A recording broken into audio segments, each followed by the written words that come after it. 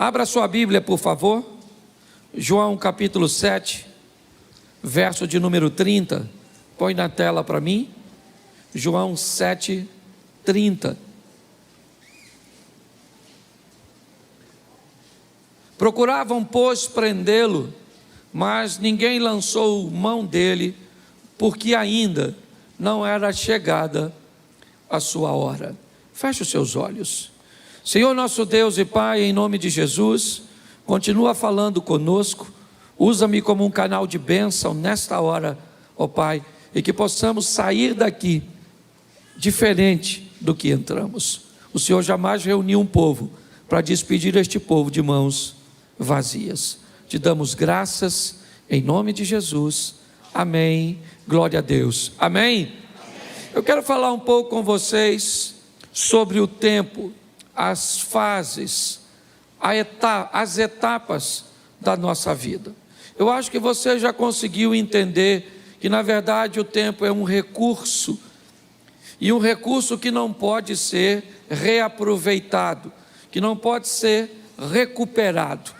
Talvez uma das coisas mais valiosas que temos é o tempo, e quanto mais rápido nós entendermos que estabelecer um tempo de qualidade para a nossa vida, quanto mais rápido entendermos que a vida é única, curta e rápida, inevitavelmente esse entendimento vai fazer com que nós não percamos tempo, que não joguemos nosso tempo fora. É lógico que uma parte do seu tempo é extremamente saudável que você dedique essa parte para que você venha ter lazer, uma diversão, se distrair. É importantíssimo. Pessoas que acham que vieram nessa vida apenas para trabalhar, que colocam um dinamismo acima da média na sua vida e acham que isso é saudável, é só uma questão de tempo até ela descobrir que acabou ficando sozinha, acabou ficando doente e pior, não dá para recuperar mais. Filhos só são crianças uma vez na vida. Você só é jovem uma vez na vida. Casamento, certo? Aquela coisa gloriosa e satisfatória do início do relacionamento, na verdade, ele acaba acontecendo uma vez só. Então, aproveitar o tempo é algo que nós devemos fazer o mais rápido possível.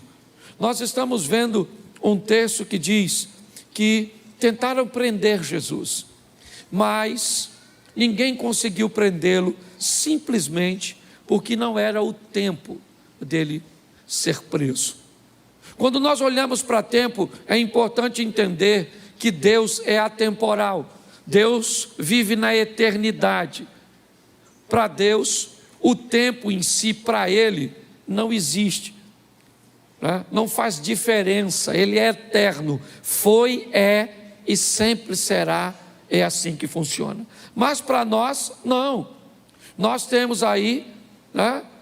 Normalmente havia de regra 9 meses para nascer, de 1 ano a 2 anos para andar, de 10 a 12 normalmente para descobrir que os adultos, os nossos pais, não são super pessoas. Nós temos aí basicamente 30 anos para amadurecer. Algumas pessoas dizem, profissionais da área de psicologia, que o indivíduo que não amadurece até os 30, ele pode ficar esperto, mas vai ser bobo. Já vi uns caras velhos bobo. Ele sabe ganhar dinheiro, ele tem uma situação boa, mas você começa a falar, é uma bobeira. Em pessoa, o que é isso? Falta de maturidade.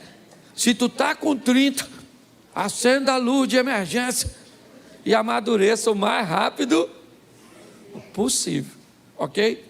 Quando o assunto é tempo, também eu preciso gastar um pouquinho de tempo para falar sobre a importância de nos preocuparmos com o que esse sistema está tentando fazer com o tempo da infância das nossas crianças.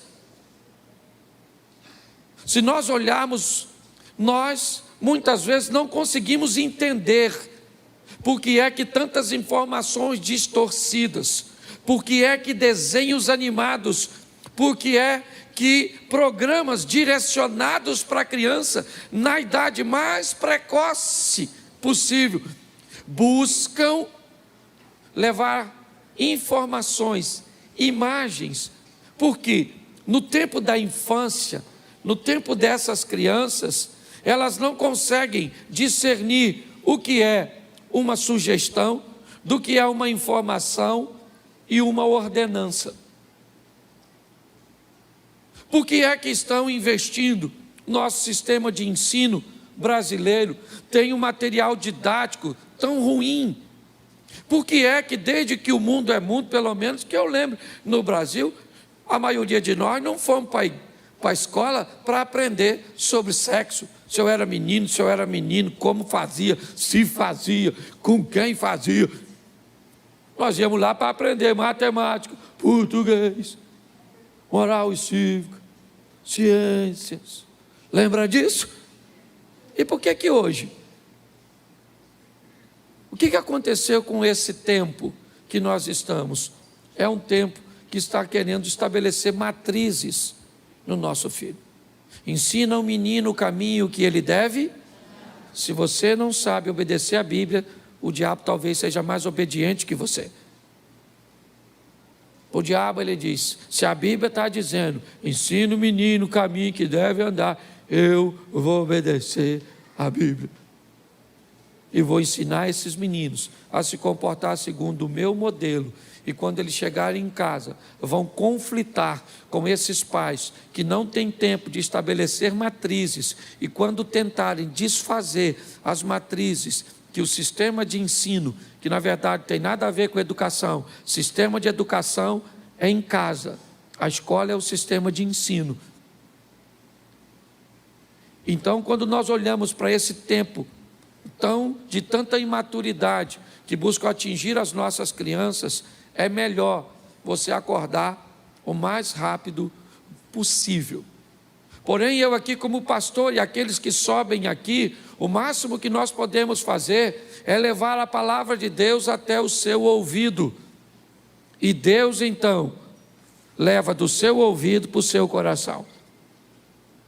Por isso que é muito importante para Satanás destruir você, ou destruir a sua atenção enquanto nós estamos aqui pregando. Por que é que há um ambiente tão grande de distração durante o culto? Porque é simples. Se a palavra não chega ao ouvido, não há possibilidade dela ser conduzida para o coração. Então tem que sentar alguém do seu lado que converse com você algo interessante enquanto o culto passa. Porque para Satanás é importante que no final do culto você não tenha nada na mente. Por quê? Porque se tiver na mente, preste atenção, você viu aqui o Wesley vindo ministrar a oferta, e ele disse que ouviu uma palavra aqui, uma palavra que o impulsionou a semana inteira, ou seja, a palavra estava no ouvido, estava na mente. Se a palavra entrou na mente, Deus foi levando a palavra para o coração dele, e é assim que acontece. Nós já vimos em 1 Coríntios 10, 1, que pessoas estão no mesmo ambiente, vendo a mesma coisa, ouvindo a mesma coisa, porém vivendo resultados altamente diferentes. E qual é o motivo para que isso aconteça? O nível de atenção e de comprometimento que essas pessoas tomaram após receber a palavra ou a ferramenta. Quando nós olhamos para isso, talvez nós consigamos entender por que algumas pessoas têm problemas com lidar com os tempos. E eu separei algumas coisas aqui, de uma palavra que mexeu muito o meu coração, eu quero compartilhar com você. O primeiro tempo que eu quero falar com você é o tempo dos outros. Aquele tempo que não é seu, mas você gostaria que fosse. O Salmo 73, ele ilustra isso de uma forma belíssima. Põe para mim, Salmo 73, aqui. Isso. Vamos lá. Verdadeiramente bom é Deus para com Israel, para com os limpos de coração. Preste atenção agora. Quanto a mim, meus pés quase se desviaram. Faltou ou pouco faltou para que escorregassem os meus passos. Por quê? Pois eu tinha inveja dos soberbos, ao ver a prosperidade dos ímpios. Porque não há apertos na sua morte, mas firme está a sua força. Não se acham em trabalhos como outra gente, nem são afligidos como outros homens. Pelo que a soberba os cerca como um colar, vestem-se de violência como um adorno. Só aí, preste atenção, qual é o problema do salmista aqui? Me parece que esse é o salmo da comparação. Me parece que esse texto define a pessoa que olha para o tempo dos outros, para aquilo que está acontecendo na vida dos outros, e não consegue entender que o tempo dos outros não é o seu. Muitas pessoas se perdem canalizando tanta atenção para o que está acontecendo na casa do vizinho, na empresa do vizinho, na igreja do outro pastor, que esquece de canalizar suas forças para fazer as coisas acontecerem na sua própria vida. O salmista está dizendo que ele quase caiu, seus pés vacilaram, ele quase desviou. Quando? Quando ele começou a olhar o tempo dos outros. E o que estava acontecendo na vida dos outros era muito diferente do que estava acontecendo na vida dele. Aprenda uma coisa: em muitas fases da sua vida, o casamento de outras pessoas vão estar melhor que o seu. A situação financeira de outras pessoas vão estar melhor que a sua. A aparência dessa pessoa vai estar melhor que a sua. Você precisa ter maturidade para entender que o tempo dos outros não é o seu tempo. Pare de olhar o que está acontecendo na vida de seu vizinho. Trabalhe, ore, entenda que o seu tempo vai chegar. E não use a medida dos outros para estabelecer a sua. Até porque, eu vou ser franco para você, e aqui na igreja você sabe que eu abro o meu coração direto. Eu prego em muitos lugares, e por onde eu passei, Abner, eu confesso a você, eu já tive vontade de morar, pelo menos, numas 40, 50 casas diferentes. Nos 40, 50 bairros diferentes. Chego na casa de um cara, pensa num casarão. Bonito, confortável, ampla, umas ruas amplas, bonito. Eu falo comigo: Cláudio, tu tinha que morar aqui. Até eu viajar para outra. Chego lá, eu falo: que apartamento é esse? Rapaz, um apartamento por andar, tudo na porta. Não podia morar aqui? Aí eu viajo de novo. Aí alguém me leva numa fazenda. Aí eu falei: Senhor, rapaz, eu tinha que morar aqui nessa fazenda. Aí eu viajo de novo. Vou para uma casa de praia e me deixa lá hospedado. Falei: aqui que eu tinha que morar. Esse dia eu fui para um apartamento em Balneário Camboriú e botaram numa piscina de água quente que tinha uma cama que fazia massagem na gente dentro da piscina. Ali eu tive certeza que era ali. Uma cama que faz massagem em nós dentro d'água. Aí eu fui para Brasília. e me levaram para uma casa que tinha até um helicóptero. Eu já esqueci da massagem. O que é uma massagem numa piscina? Com um bicho que leva a gente para as alturas? Aí eu quis morar lá. E por onde eu passo? De vez em quando ainda quero. Mudo para aqui, mudo para ali. E agora que minha mulher vai comigo de vez em quando? É 2. Cláudio, não podia morar aqui, né? E eu falo para ela, Xerém nos espera. Aquela grande metrópole. Você consegue entender? O tempo dos outros não é o seu. Pare com isso, amadureça. Vamos voltar para cá? Segundo tempo. Fora do tempo. Aquilo que nós queremos, mas ainda não é o nosso. Pastor, que exemplo você pode usar para isso? O Saul. Saul queima uma etapa. E, gente, muita coisa, né, que nós vemos, nós até poderemos adquirir e ter, mas não fora do tempo. Tenha maturidade para entender que coisas fora do tempo pode deformar você. Deus, Ele está no controle de todas as coisas. Eu li um livro esses dias do Carlos Drummond, e o título dele é Fora do Alcance das Crianças. E ele começa a explicar por que é que tem coisa que a gente não recebe. Porque Deus não dá determinadas coisas para crianças. Tem que ter maturidade. Você tem que entender que tem coisas que são para você, mas ainda não é o seu tempo de alcançá-las. E Deus sabe, nossa, eu queria. Eu vou contar uma experiência para vocês. Aqui, na minha família, está ali meu filho, minha nora estava sentada aqui. Isso, tá, deve estar com meu netinho por aí, mas meu filho está. Nós fomos viajar. Aí entrou toda a patotinha no carro.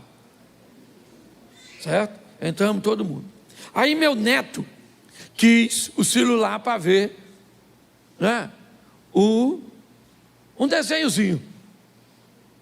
Aí minha nora falou assim, você vai passar mal, Miguel. Mas ele, sabe como é que é criança, né?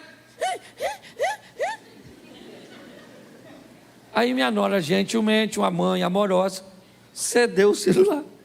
Ele começou a ver. Um tempinho depois, ele começou a enjoar. Dentro do carro, escuta só. Certo? Dentro do carro. Ele podia? Sim. Mas era o tempo de ter? Não. Nós fizemos uma paradinha. O que nós fizemos? Ele pediu um biscoito. Era para dar? Nós demos. Eu fui um incentivador. Dá um biscoito para esse menino. Vô é assim, né? Diz que vô é um burro que o filho amansou para o neto montar. Falei, dá esse menino precioso, esse garoto aqui do vovô. Toma, menino. Comeu. Começou a ficar zonzo. Dentro do carro. De repente. Assim. As coisas do interior dele começou a sair. Ele vomitou. Dentro do carro. Paramos, limpamos, tudo. E você sabe que o cheiro. Limpamos tudo e segue viagem. Com aquele cheiro. E eu estou aqui conversando com Deus, que experiência era aquela? E Deus falando ao meu coração, é desse jeito que eu não ajo. Vocês sabiam que o celular ia fazer mal? Você cedeu, porque você é bonzinho. Você sabia que o biscoito ia piorar? Você deu. E agora, Cláudio Soares Duarte, pastor. Porque quando a minha mulher só fala Cláudio Duarte. Quando é Deus, fala o nome todo e ainda usa pastor, que é para chamar a atenção. Vai fazer a viagem com esse cheiro, que não sai não. Sabe o que eu aprendi? Quando é fora do tempo, Deus não dá. Você pode espernear do jeito que você quiser, que Ele não vai se sensibilizar com você, porque Ele quer ser o melhor. Deus não age dessa forma. Então, se for fora do tempo, querido, Não queira queimar etapa, porque o negócio vai dar ruim. Está lá com Moisés, fora do templo, achou que era o libertador, se lascou, foi para o deserto. O tempo de Deus é correto, aguarde o que Deus tem a fazer por você, amém? Ele não chega atrasado na sua vida, no seu casamento, ele não chega, ele sabe o que está fazendo, ele está cuidando de você.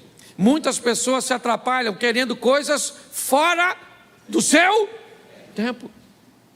Nós temos aqui para adiantar também aquilo que está no tempo para acontecer. E aprenda uma coisa nessa vida: toda oportunidade, ela tem um tempo de duração. Você precisa saber qual é o seu tempo de casar. Não queira casar antes da hora, e também não case depois. Não queira ter filho antes da hora, mas também não tenha filho velho demais, que pensa no pessoal chato. E essa turma que tem filho depois de velho, é uma tribulação, uma tribulação, uma tribulação e uma tribulação. Quem tem um filho novo demais, não está preparado para criar o filho. Quem tem filho velho demais, parece que o menino é um bibelô. Não vamos entrar aqui na igreja, porque pode, certo, ter bactéria. Bactéria deve ter na sua cabeça, infeliz.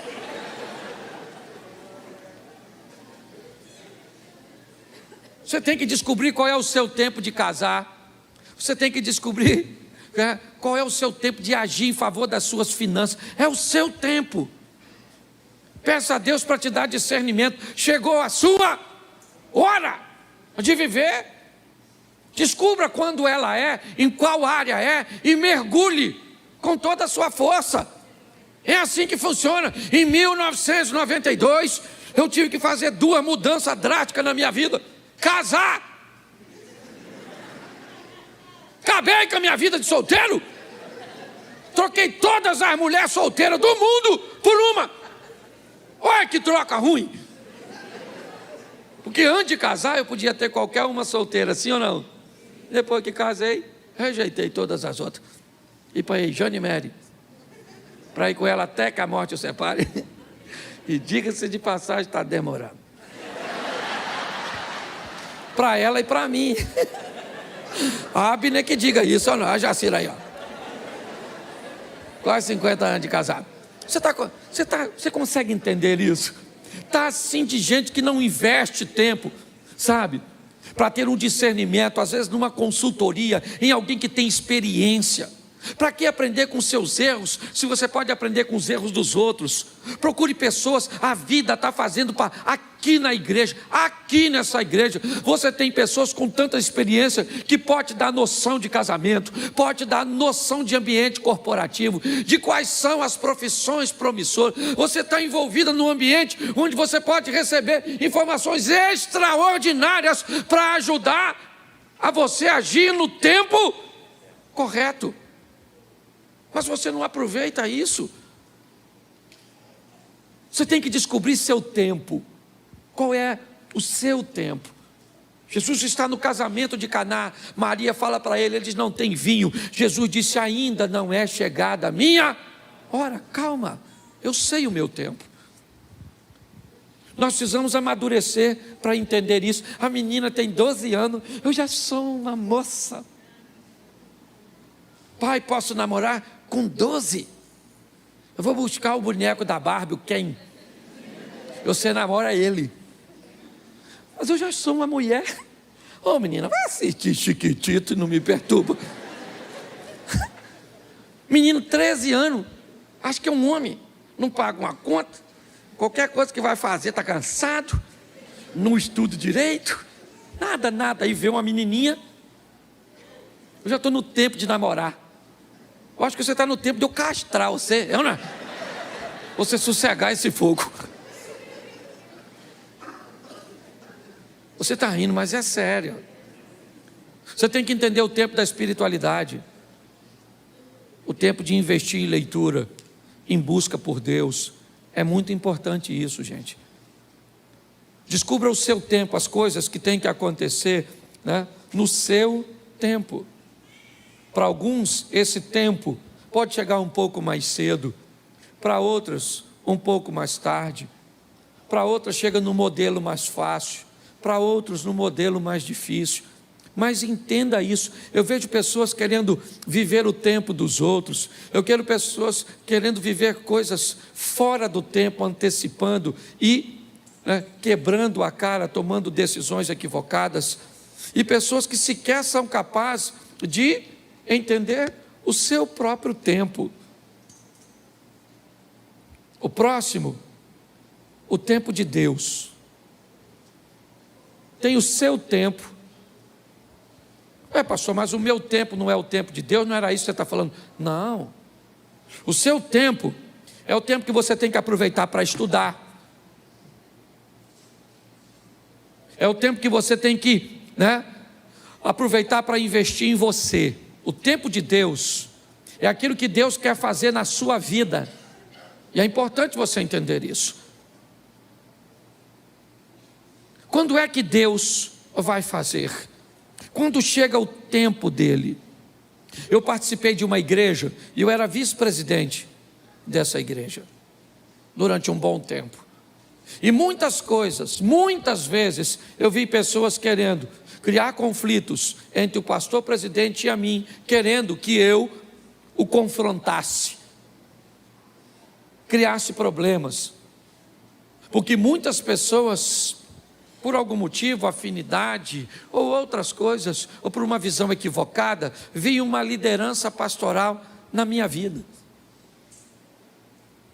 Mas eu entendi que aquele não era o tempo de Deus para a minha vida, e que o tempo de Deus para a minha vida ia chegar.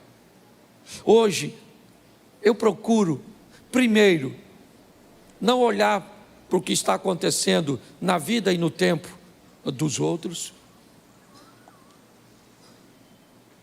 Hoje, eu procuro olhar de uma forma sábia para não querer as coisas fora do tempo.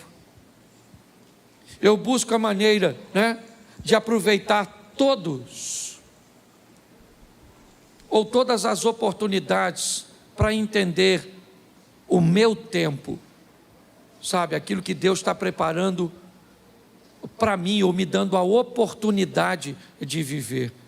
Mas o tempo de Deus, no que diz respeito principalmente a ministério, a ações que vão mudar a nossa vida, precisa ser entendido. Quando eu olho para Davi, sendo ungido por Samuel como rei, sabia que o trono era seu futuro.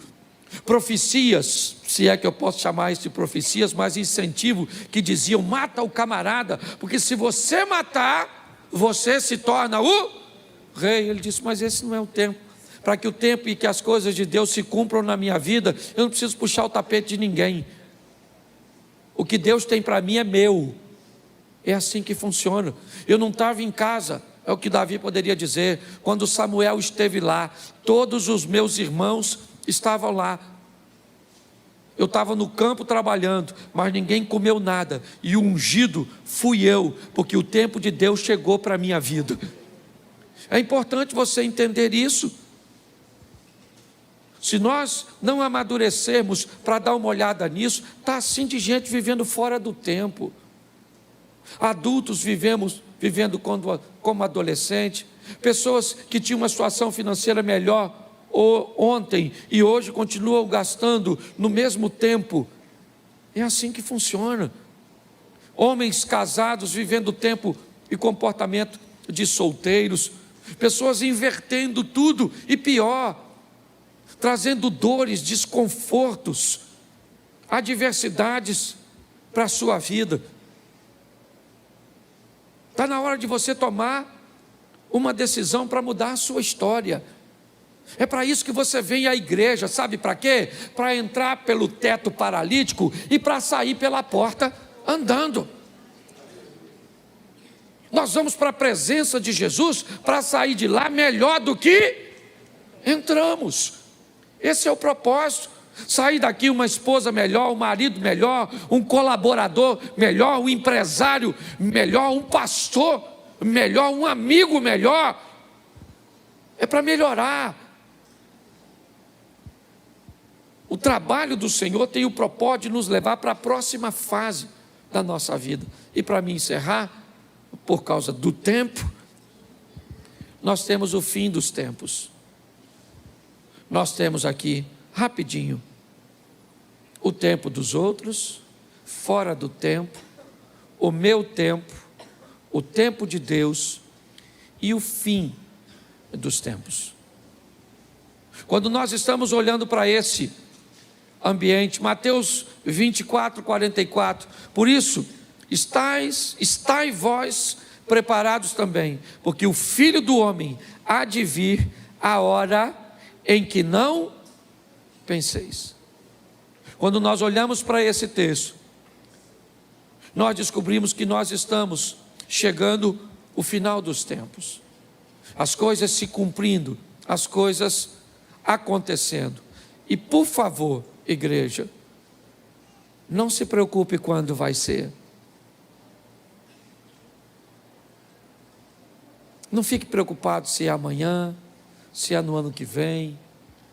Não fique preocupado. Tenha uma preocupação: eu preciso estar preparado. Quando a trombeta tocar e Cristo voltar para buscar a sua igreja, e Ele vai voltar, porque Ele não é homem para que minta, nem filho do homem para que se arrependa. E por que é que nós investimos em vidas aqui para melhorar a sua qualidade? Porque não há evangelismo maior e melhor do que alguém olhar para você e ver Deus. Terça-feira passada, eu levei a Mary para pregar numa igreja e um pastor me chamou. Ele trabalhava na usina de Angra e ele me disse que com ele trabalhava um alemão que entendia pouquíssimo português e que falava inglês e alemão. E ele disse que criou um laço de amizade, mas que a comunicação era muito difícil entre eles. Mas que ele buscava, dentro das suas limitações, pregar Jesus para aquele homem de uma língua tão desafiadora. O homem entendia pouco, mas quem pregava era muito crente. Falava pouco e vivia muito. Dava um testemunho. O cara gostava demais dele e tolerava até ouvi-lo sem entender muitas coisas. O homem foi embora para a Alemanha e não se viram mais.